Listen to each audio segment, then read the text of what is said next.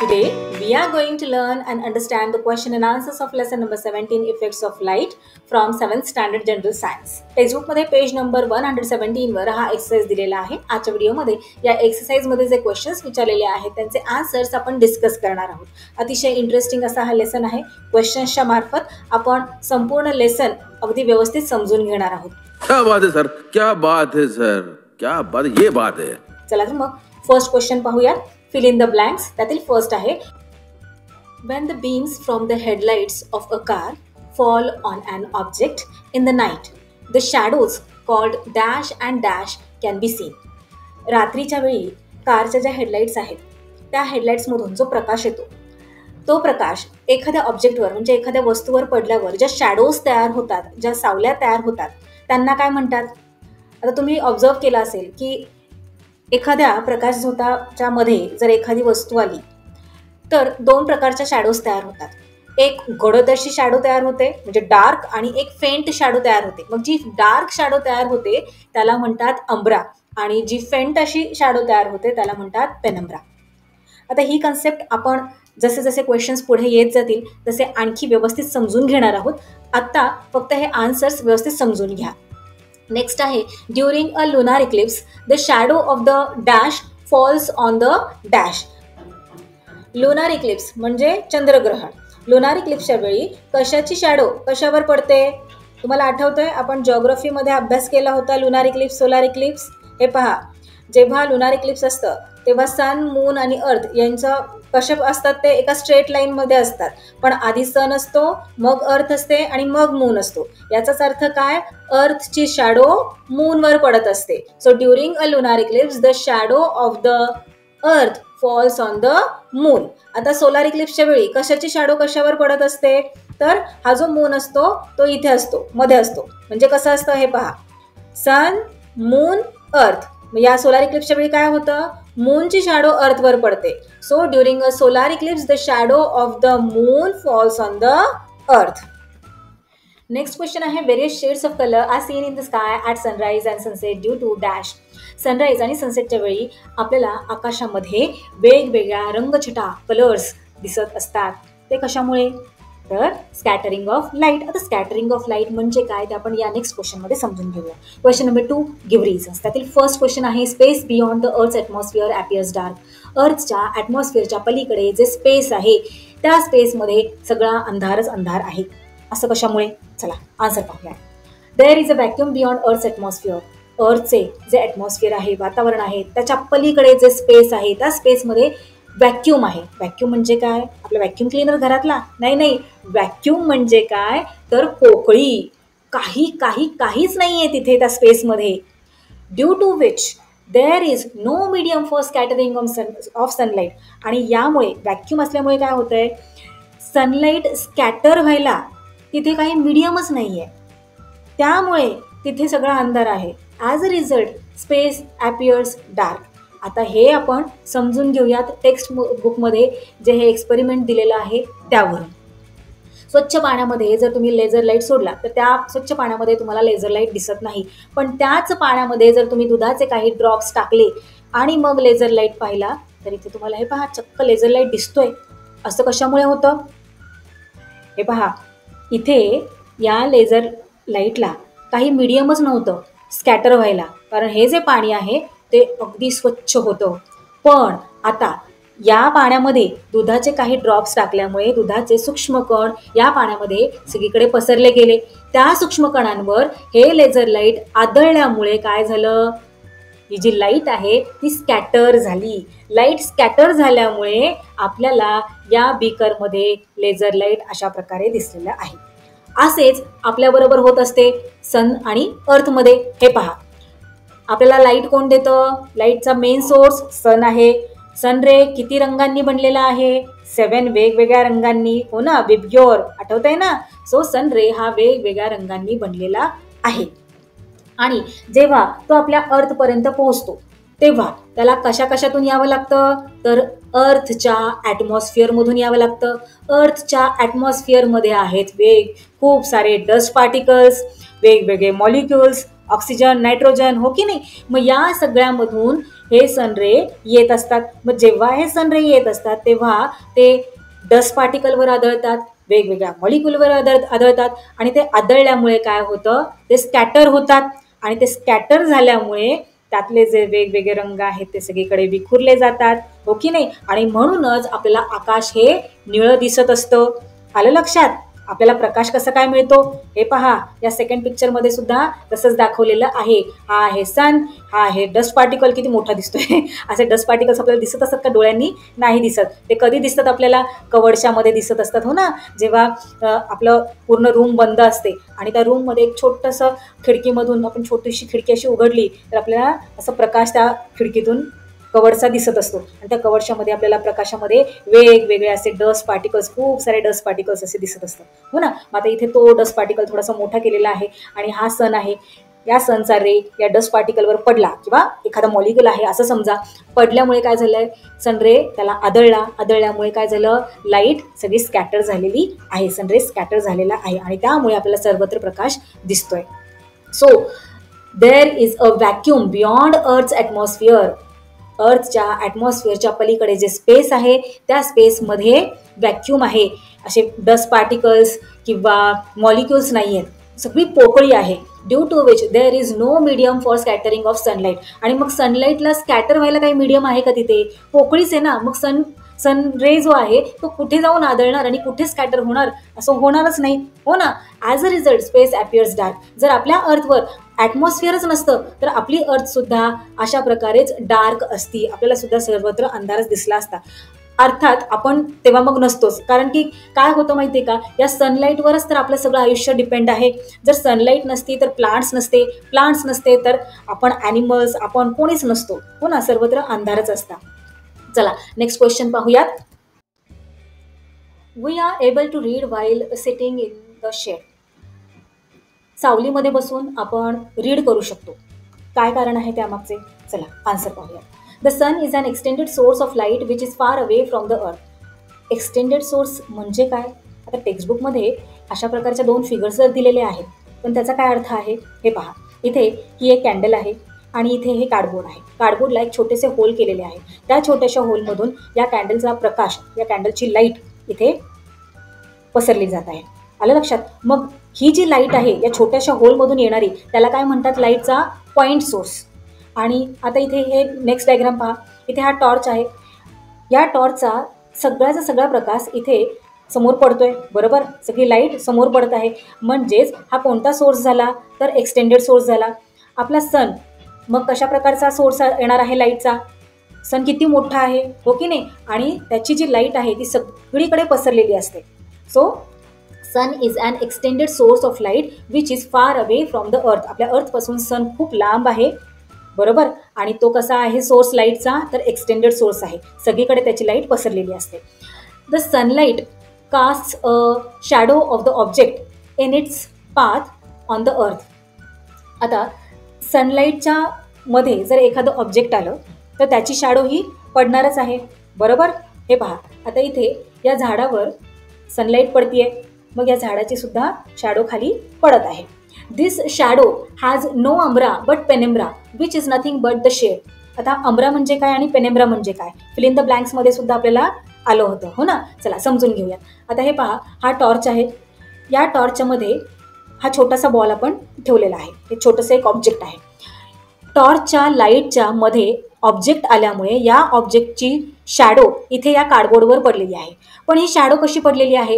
हे जे ऑब्जेक्ट आहे या ऑब्जेक्टची हे पहा, इथे ही डार्क शॅडो पडलेली आहे आणि या ऑब्जेक्टला पास करून हे पहा, वरून आणि खालून या टॉर्चची लाईट जाते. मग वरून आणि खालून या टॉर्चची जी लाईट जात आहे त्या लाईटमुळे इथे ही फेंट शॅडो तयार झालेली आहे. या ऑब्जेक्टवरला पास तर होत नाही आहे लाईट, बरोबर. म्हणून हे जे मध्ये ऑब्जेक्ट आलेलं आहे लाईटच्या, त्या ऑब्जेक्टची जी शॅडो पडलेली आहे डार्क, त्या डार्क शॅडोला म्हणतात अम्ब्रा. आणि जी ही फेंट शॅडो इथे तयार झालेली आहे त्या फेंट शॅडोला म्हणतात पेनेम्ब्रा. आता जर हा कार्डबोर्ड आपण आणखी दूर नेला तर कशा प्रकारे शॅडो पडणार आहे? हे पहा, इथे आपण हा कार्डबोर्ड जरा दूर घेऊन गेलो, मग काय झालेलं आहे? हे जे ऑब्जेक्ट आहे त्याची जी डार्क शॅडो आहे ती इथे आता आपल्याला दिसत नाही. पण जी फेंट शॅडो आहे म्हणजेच पेनेम्ब्रा, अंब्रा आपल्याला दिसत नाहीये, पण जी फेंट शॅडो पेनेम्ब्रा आहे त्याची साईज मात्र मोठी झालेली आहे. जर आपण कार्डबोर्ड अजून दूर घेऊन गेलो तर काय होईल, तर आपल्याला हा जो पेनेम्ब्रा आहे तो सुद्धा दिसणार नाहीये. आलं लक्षात तुम्हाला अंब्रा म्हणजे काय, पेनेम्ब्रा म्हणजे काय आणि कशा प्रकारे ही शॅडो फॉर्म होत असते? तर सन आणि अर्थ याच्यामध्ये सुद्धा अशाच प्रकारे होत असतं. This shadow has no umbra but penumbra which is nothing but the shade. मग आता सनच्या मध्ये एखादं ऑब्जेक्ट आलं तर त्याची जी शॅडो आहे ती अर्थवर पडते, बरोबर. पण अर्थवर जी शॅडो पडत असते त्या शॅडोचा अंब्रा तो नसतो, म्हणजे डार्क शॅडो त्याची नसते. तर काय असतं, पेनेम्ब्रा फेंट शॅडो असते. There is a sufficient amount of light available to read in the shade.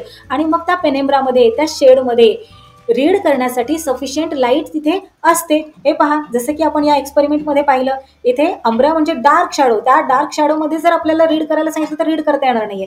पण सन कुठे आहे, खूप लांब आहे, आणि त्याच्यामध्ये जर एखादा ऑब्जेक्ट आला तर त्या ऑब्जेक्टची जी शॅडो आहे ती डार्क जी शॅडो आहे ती आपल्याला दिसत नाही, कारण सन खूप लांब आहे, हो ना. त्याचा जो पेनेम्ब्रा आहे, फेंट शॅडो आहे, तीच आपल्याला दिसत असते आणि त्या पेनेम्ब्रामध्ये रीड करण्यासाठी सफिशियंट लाईट असते.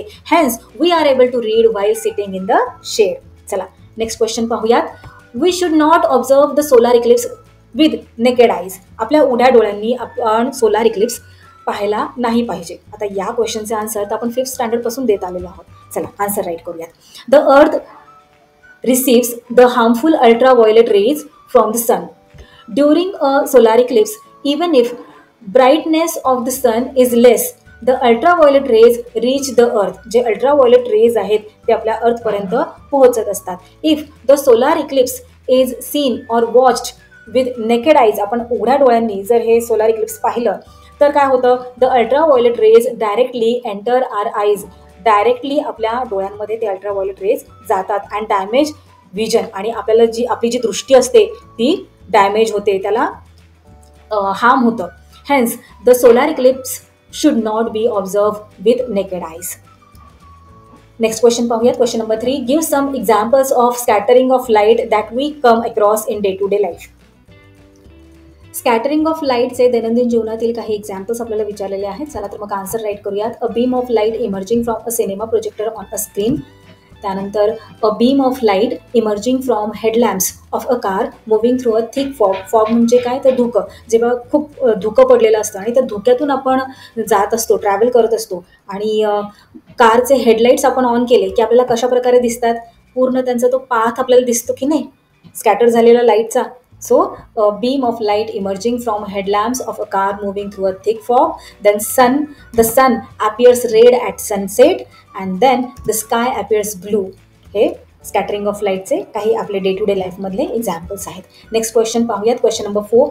Why is the shadow of a bird flying high not seen on the earth? आता तुम्ही जेव्हा बर्ड जमिनीपासून थोड्याशाच अंतरावर असतो तेव्हा त्याची शॅडो खाली जमिनीवर पडलेली पाहिली असेल, ओके नाही. हे पहा इथे जसं की या पिक्चरमध्ये आपल्याला दिसतंय, हा बर्ड आहे, जमिनीपासून फारच थोड्याशा अंतरावर आहे, त्याची शॅडो कशी खाली जमिनीवर पडलेली आहे. अंब्रा आणि पेनेम्ब्रा दोन्ही पण आहेत, ओके नाही. पण जेव्हा बर्ड्स आकाशात खूप उंच उंच उडत असतात तेव्हा त्यांची शॅडो जमिनीवर पडलेली तुम्ही पाहिलेली आहे का? त्यांची शॅडो आपल्याला जमिनीवर दिसत नाही. काय कारण आहे त्यामागचे? चला आन्सर पाहूया. आता याचे आन्सर आपल्याला ऑलरेडी आधी आपण डिस्कस केलेलेच आहे, पुन्हा एकदा आपण डिस्कस करूयात. The sun is an extended source of light which is extremely bigger than the earth. When a bird flies at relatively shorter height from the ground, there is a formation of umbra and penumbra on the ground. जसं की इथे या पिक्चरमध्ये आपल्याला दिसत आहे. But as they fly high in the sky, their umbra becomes smaller and smaller and eventually disappears. जेव्हा birds उंच उंच आकाशामध्ये उडत असतात तेव्हा त्यांची जी गडद शॅडो असते म्हणजे अंब्रा ही छोटी छोटी होत जाते आणि इव्हेंच्युअली शेवटी आपल्याला ती जी गडद शॅडो असते ती दिसतच नाही. At the same time, their penumbra becomes more and fainter and then disappears.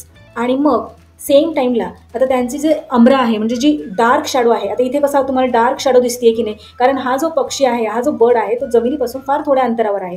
पण हा जसा जसा उंच उंच भरारी घेईल तसं तसं काय होणार आहे, ही जी अम्र आहे, ही जी डार्क शॅडो आहे ती छोटी छोटी छोटी छोटी होत जाईल. आणि जसा हा पक्षी खूप उंच जाईल तसं काय होणार आहे, ही जी डार्क शॅडो आहे ती डिसअपिअर होईल. आणि जी पेनेम्ब्रा आहे ॲट द सेम टाईम जे पेनेम्ब्रा आहे ती मोठी मोठी मोठी होत जाणार आणि इव्हेंच्युअली शेवटी ते पेनेम्ब्रा सुद्धा आपल्याला दिसणार नाही, डिसअपिअर होणार. As a result the shadow of the bird flying high is not seen on the earth. चला नेक्स्ट क्वेश्चन पाहूया. Question number 5. Why is a penumbra not obtained from a point source. Point सोर्समधून penumbra का बरं दिसत नाही. आता point source म्हणजे काय आणि एक्सटेंड सोर्स म्हणजे काय हे आपण अभ्यासलेलं आहे, बरोबर. मग पॉईंट सोर्समधून अम्ब्रा फॉर्म होतं पण पेनेम्ब्रा फॉर्म होत नाही. काय कारण आहे त्यामागचे. The umbra penumbra are the distinct parts of a shadow created by any light source after striking on an opaque object. आपण पाहिलं की शॅडोचे दोन प्रकार आहेत, एक अम्ब्रा एक पेनेम्ब्रा, डार्क शॅडो फेंट शॅडो, बरोबर. लाईटला जर एखादं लाईटच्या मध्ये जर एखादं ओपेक ऑब्जेक्ट आलं तर त्याची शॅडो फॉर्म होत असते. मग ती शॅडो कशी फॉर्म होते तर त्याचा अम्ब्रा असतो आणि पेनेम्ब्रा असतो. फॉर अ पॉईंट सोर्स आणि पॉईंट सोर्समध्ये काय होतं, for a point source only the umbra is cast sharp dark shadow and not penumbra. जेव्हा पॉईंट सोर्सच्या मध्ये एखादं ओपेक ऑब्जेक्ट येतं तेव्हा काय होतं, तेव्हा अम्ब्रा तर फॉर्म होतो पण पेनेम्ब्रा फॉर्म होत नाही. Because all the light of the point source will be blocked by any shadowing object. काय होतं, जी पॉईंट सोर्समधून लाईट येत आहे तर ती सगळी लाईट ब्लॉक केली जाते त्या ऑब्जेक्टमुळे, त्यामुळे त्याचा अम्ब्रा फॉर्म होतं. हे पहा आता इथे हा इथे बल्ब आहे, इथे ह्या कार्डबोर्डमध्ये इथे एक छोटंसं होल केलं आहे आणि या होल केल्यामुळे इथूनच लाईट पास होते. मग याला काय म्हणतात, पॉईंट सोर्स म्हणतात. आणि इथे या लाईटच्या मध्ये हे एक ओपेक ऑब्जेक्ट ठेवलं आहे. ह्या ऑब्जेक्टची जी शॅडो आहे ती शॅडो जी या कार्डबोर्डवर पडलेली आहे ती अम्ब्रा आहे, याचा पेनेम्ब्रा फॉर्म होत नाही.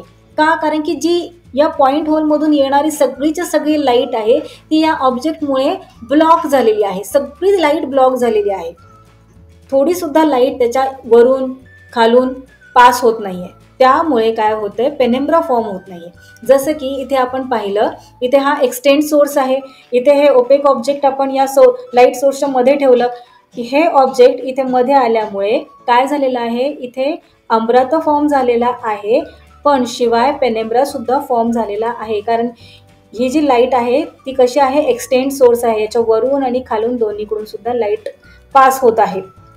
सगळीच्या सगळी लाईट इथे ब्लॉक केली जात नाहीये. आलं तुमच्या लक्षात. इथे पॉईंट सोर्समधून काय होत असतं, अम्ब्रा तर फॉर्म होतो कारण सगळीच लाईट इथे ब्लॉक केली जाते म्हणून फक्त अम्ब्रा फॉर्म होतो, पेनेम्ब्रा फॉर्म होत नाही. So for a point source only the umbra is cast sharp dark shadow and not penumbra because all the light of the point source will be blocked by any shadowing object. आता इथे तुम्हाला जर answer थोडे मोठे वाटत असेल तर तुम्ही डायरेक्ट इथे सेकंड पॉईंट पासून स्टार्ट केले आन्सर तरी चालणार आहे.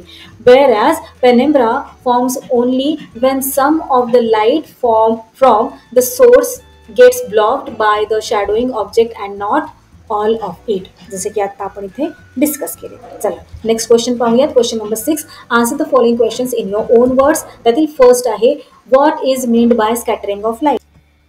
स्कॅटरिंग ऑफ लाईट म्हणजे काय, या क्वेश्चनचे आन्सर आपण याआधीच डिस्कस केलेले आहे. चला तर मग राईट करून घेऊयात. The light rays hit the molecules, dust particles and other tiny particles present in the atmosphere and get scattered. ॲटमॉस्फिअरमध्ये जे मॉलिक्युल्स, डस्ट पार्टिकल्स आणि टायनी पार्टिकल्स आहेत त्यावर लाईट रेज आदळतात, आपटतात आणि स्कॅटर होतात, विखुरले जातात. This phenomena is called scattering of light आणि यालाच स्कॅटरिंग ऑफ लाईट असे म्हणतात. When the scattered light rays enter our eyes we perceive the light. आणि जेव्हा ही स्कॅटर झालेली विखुरलेली लाईट आपल्या डोळ्यांपर्यंत पोहोचते तेव्हा आपल्याला लाईट दिसते. A beam of light, blue sky, reddish appearance of sun are all effects of scattering of light. आणि जे आपल्याला लाईटचं बीम दिसतं, प्रकाश जो दिसत असतो, ब्लू स्काय दिसतं, स्कायमध्ये रेडिश कलर दिसत असतो सनराईजच्या वेळी, सनसेटच्या वेळी, हे सगळे काय आहेत, स्कॅटरिंग ऑफ लाईटचेच इफेक्ट्स आहेत. चला नेक्स्ट क्वेश्चन पाहूयात. Does the shadow really vanish in the zero shadow condition? Vanish म्हणजे नाहीशी होणे. जेव्हा झिरो शॅडो कंडिशन असते तेव्हा खरंच शॅडो सावली आपली नाहीशी होते का? चला आन्सर पाहूयात. On the zero shadow day at noon the sun reaches exactly over our head.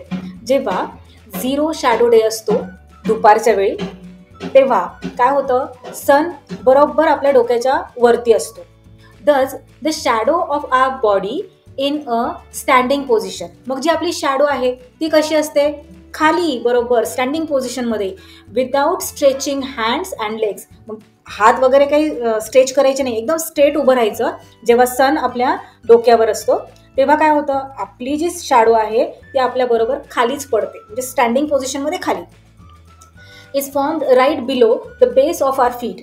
The shadow so formed is not seen and hence appears to be vanished. आणि मग अशामुळेच आपल्याला काय होतं, शॅडो नाही आहे, नाहीशी झाली असं आपल्याला वाटत असतं. चला नेक्स्ट क्वेश्चन पाहूयात. नेक्स्ट क्वेश्चन आहे, will the laser beam be seen if it passes through a glass box which contains a lightened incense stick. Incense stick म्हणजे अगरबत्ती आणि लाइटन म्हणजे पेटती. आता इथे असं इमॅजिन करा की एक काचेचा बॉक्स आहे आणि त्या काचेच्या बॉक्समध्ये तुम्ही पेटती अगरबत्ती ठेवलेली आहे. अगरबत्ती तिथे पेटवल्यानंतर काय होतं, अगरबत्तीतून धूर निघत असतो बरोबर. आता त्या काचेच्या बॉक्सच्या बाहेरून जर तुम्ही लेझर बीम सोडलं तर तुम्हाला त्या लेझर बीमचा रे दिसेल का? तर तुम्ही म्हणाल हो, का नाही दिसणार, कारण आत्तापर्यंत तुम्ही अभ्यास केलेलाच आहे. आपल्याला लाईट दिसण्यासाठी लाईटचं स्कॅटर होणं गरजेचं असतं, हे तुम्हाला माहीत आहे. आणि आता त्या काचेच्या बॉक्समध्ये धुराचे टायनी पार्टिकल्स आहेत आणि लेझर बीम तुम्ही आतमध्ये सोडलं तिथे तर काय होणार आहे, तो जो रे आहे तो त्या धुराच्या टायनी पार्टिकल्सवर आदळणार आहे, आपटणार आहे आणि ती जी लाईट आहे ती स्कॅटर होणार आहे. लाईट स्कॅटर झाल्यामुळे काय होणार, तो जो प्रकाश आहे तो विखुरणार आहे. आलं लक्षात? आणि तो आपल्या डोळ्यांपर्यंत पोहोचणार आहे आणि अशा प्रकारे आपल्याला तो लेझर बीम दिसणार आहे. चला आन्सर राईट करूयात मग. Scattering of light is required or necessary for a ray of light to be visible. आपल्याला तो जो लाईटचा रे आहे तो दिसण्यासाठी लाईटचं स्कॅटर होणं गरजेचं आहे. For this the light rays should get scattered on hitting the tiny particles in its path. आणि हे होण्यासाठी लाईट रेसच्या मध्ये जे टायनी पार्टिकल्स येतील त्याला लाईट रेने हिट करायला पाहिजे, हो की नाही. There are tiny particles of the incense stick scattered in the closed glass box due to which the laser rays gets scattered. These scattered rays enter our eyes and the laser beam is seen. आलं लक्षात? चला next question पाहूयात. Question number 7. Discuss and write. Write a science based paragraph on what if the sun did not rise. आता इथे लक्षात घ्या, जर सूर्य उगवलाच नाही तर काय होईल असा क्वेश्चन आपल्याला विचारलेला आहे. पण आपल्याला तर माहीतच आहे की सन हा उगवतही नसतो आणि मावळतही नसतो, तो आहे तिथेच असतो. मुळात आपली अर्थ स्वतःभोवती फिरत असते म्हणून डे आणि नाईट हे चक्र चालू असतं, हो की नाही. जर आपल्या अर्थने स्वतःभोवती फिरणे बंद केले, जे रोटेशन जर बंद केले तर काय होईल बरं. अर्थच्या ज्या भागावर डे आहे तिथे कायम डेच राहील आणि अर्थच्या ज्या भागावर नाईट आहे तिथे कायम नाईटच राहील, हो ना. मग त्याचे खूप मोठे परिणाम आपल्याला भोगावे लागतील. चला आन्सर पाहूया. The part of the earth opposite to the sun would not receive sunlight. That part would always experience darkness. Artificial sources of light would have to be used continuously. जे आर्टिफिशियल सोर्सेस आहेत लाईटचे ते continuously वापरायला लागतील. For which a large amount of electricity would need to be generated. आणि त्यासाठी खूप मोठ्या प्रमाणामध्ये आपल्याला इलेक्ट्रिसिटी जनरेट करावी लागेल. The phenomena like solar Eclipse, zero shadow, spectrum, various shades of color in the sky would not be seen. Temperature of that part of the earth would decrease extremely. Water present in the liquid state on the earth would freeze completely. आता ज्या भागामध्ये sun rays पोहोचणारच नाही आहे, जिथे कायमच अंधार असणार आहे, तिथे काय होणार आहे, जे टेम्परेचर आहे ते डिक्रीज होईल, कमी होईल आणि जे वॉटर आहे तिथलं ते सगळं फ्रीज होऊन जाईल. This would prove to be favorable for the living world.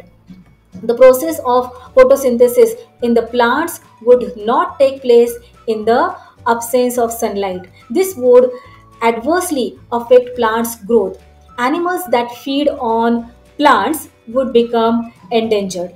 As a result, carnivorous animals that survive on these animals would become extinct. म्हणजे नाहीसे होतील carnivorous animals. Water from the oceans would not undergo the process of evaporation, due to which there would be no rainfall. As a result, the amount of fresh water available on the earth would not increase. This would cause deficiency of water required for body. Use of solar energy would not be possible. Solar energy मग possible होईल का use करणं नाही.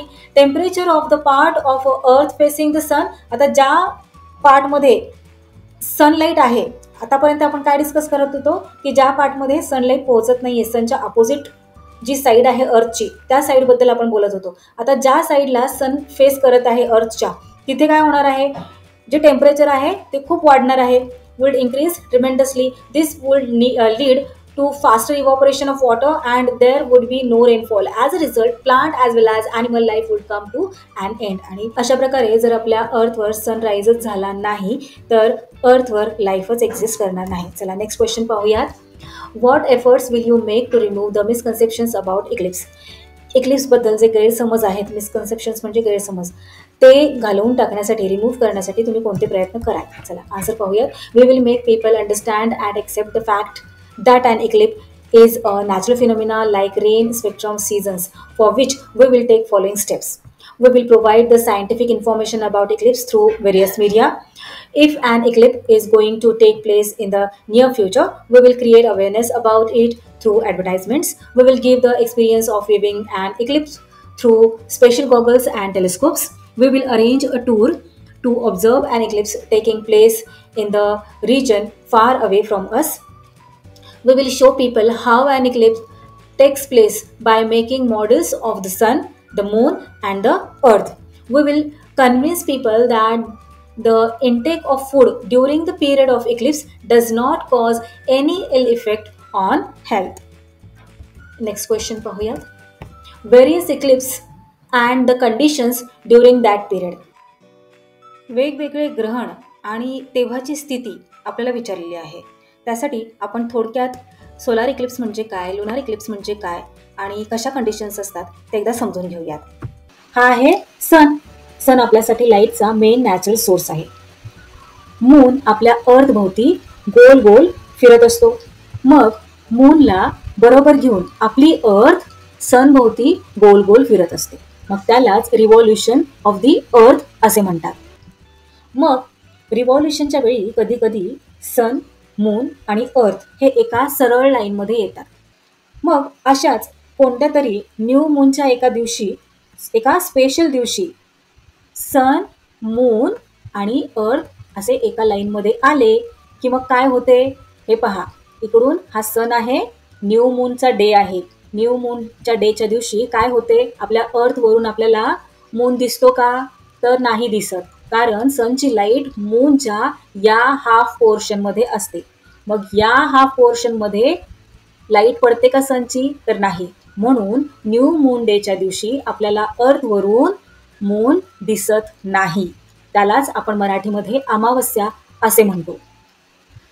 सनची light मूनच्या या half पोर्शनमध्ये असते. मग त्यावेळी काय होते, चला नेक्स्ट स्लाइडमध्ये आपण पाहूया. हे पहा, इकडे हा सन, इकडे हा मून आणि मूनचा हा जो पार्ट आहे इथे सनची लाईट पोहोचत नाही, त्यामुळे आपल्याला अर्थवरून मून दिसत नाही. आता न्यू मून डेच्या या स्पेशल दिवशी काय होतं बरं, मूनची सावली आपल्या अर्थवर पडते आणि सावलीचा जो डार्क पार्ट असतो ना त्याला म्हणतात अंब्रा, आणि जिथे थोडी लाईट शॅडो असते मूनची त्याला म्हणतात पेनेम्ब्रा. आता इथे लक्षात घ्या, इथे हा सन आहे, इथे हा मून आहे. सनची लाईट मूनवर पडत आहे तर मूनची शॅडो आपल्या अर्थवर पडत आहे. शॅडो पडते वेळी इथे डार्क शॅडो पडत आहे तर इकडे लाईट शॅडो पडत आहे. ज्या पार्टवर डार्क शॅडो पडते त्याला अंब्रा असे म्हणतात आणि ज्या पार्टवर मूनची लाईट शॅडो पडत आहे म्हणजेच हलकीशी अशी शॅडो सावली पडतीये त्याला पेनम्ब्रा असे म्हणतात. अर्थच्या या डार्क पोर्शनवरून म्हणजे शॅडोच्या या डार्क पोर्शनवरून जर आपण सनकडे पाहिलं तर आपल्याला सन कसा दिसणार? सन या मूनमुळे पूर्ण झाकून जाणार, हो की नाही? आपल्याला सन दिसणार नाही. मग अशा प्रकारे आपल्याला सन काहीसा दिसेल.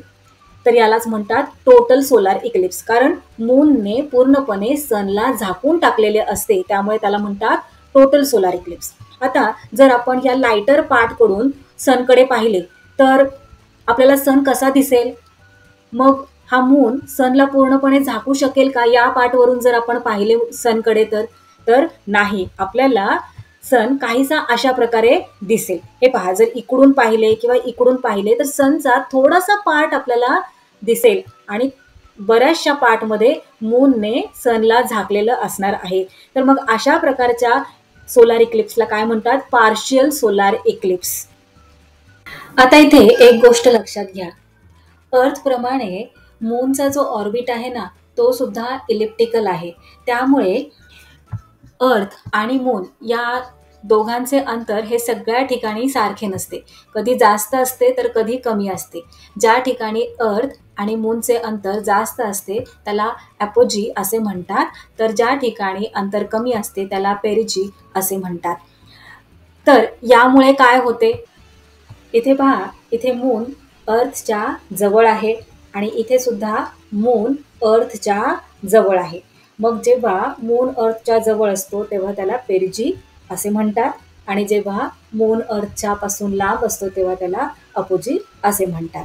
आता इथे मूनच्या शॅडोच्या डार्कर पार्टमधून जेव्हा आपण सनकडे पाहतो तेव्हा हा जो मून आहे तो सनला पूर्णपणे झाकून टाकतो आणि आपल्याला सन काहीसा अशा प्रकारे दिसतो. तर यालाच total Eclipse, total solar eclipse असे म्हणतात. तर जेव्हा मूनच्या शॅडोच्या लाइटर पार्ट पासून आपण सनकडे पाहतो तेव्हा आपल्याला सन काहीसा अशा प्रकारे दिसतो. थोडा थोडा सन इथे या साईडला आपल्याला दिसत असतो. तर यालाच पार्शियल सोलार इक्लिप्स असे म्हणतात. आता इथे मून अर्थ पासून लांब आहे म्हणजेच अपोजी सिच्युएशनला आहे, राईट? मग अशा वेळी काय होते? अशा वेळी हा जो मून आहे तो सनला पूर्णपणे झाकून टाकत नाही. मग अशा वेळी आपल्याला कसा दिसतो सन? तर अशी कडा दिसते, कंकणाकृती आपल्याला दिसते, बांगडीप्रमाणे आपल्याला सन दिसत असतो. मग यालाच ॲन्युलर सोलार इक्लिप्स असे म्हणतात. चला आता जाणून घेऊयात लुनार इक्लिप्स बद्दल. कोणत्या तरी फुल मून डेच्या स्पेशल दिवशी सन, अर्थ, मून एका सरळ लाईनमध्ये येतात आणि अशी कंडिशन तयार होते की अर्थ सन आणि मूनच्या बरोबर मध्ये येते आणि अर्थची शॅडो पडते मूनवर, तेव्हा लुनार इक्लिप्स होते. आता इथे पहा, ही जी शॅडो आहे या पार्टमध्ये डार्क आहे आणि इकडे वरती आणि खाली लाइटर शॅडो आहे. मग तुम्हाला तर माहित आहे या पार्टला म्हणतात उंब्रा आणि जिथे लाईट शॅडो पडते त्याला म्हणतात पेनेम्ब्रा. मग आता इकडे लक्ष द्या, जेव्हा हा मून अर्थच्या शॅडोच्या लाइटर पार्टमधून जातो, मून असा रिव्हॉल्व होत असतो, हो की नाही? मग जेव्हा हा मून अर्थच्या लाइटर पार्टमधून जातो म्हणजेच पेनेम्ब्रावरून, तेव्हा त्या इक्लिप्सला काय म्हणतात? Partial lunar eclipse. हे पहा, अशा प्रकारे आपल्याला मग मून दिसत असतो. आणि जेव्हा मून शॅडोच्या डार्क पार्टवरून जातो तेव्हा त्या इक्लिप्सला म्हणतात टोटल लुनार इक्लिप्स आणि टोटल लुनार इक्लिप्स अशा प्रकारे दिसतो. आय होप आता इथे तुम्हाला वेगवेगळ्या प्रकारचे इक्लिप्सेस म्हणजे काय, ते कधी फॉर्म होतात, कोणत्या कंडिशनमध्ये कोणत्या प्रकारचे इक्लिप्स असते हे व्यवस्थित समजले असेल. चला मग आता या क्वेश्चनचे आन्सर कसं राईट करायचे ते पाहूया. A solar eclipse. The moon comes between the sun and the earth in a straight line. Thus, the shadow of the moon falls or cast on the earth. A total solar eclipse.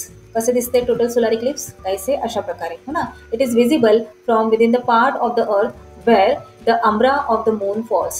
The solar disk is completely covered by the moon. Darkness spreads on the part of the earth where the shadow of the moon falls. Partial solar eclipse. हे पहा, अशा प्रकारे आपल्याला दिसत असते. Solar disk पूर्णपणे झाकली जाते का मूनमुळे?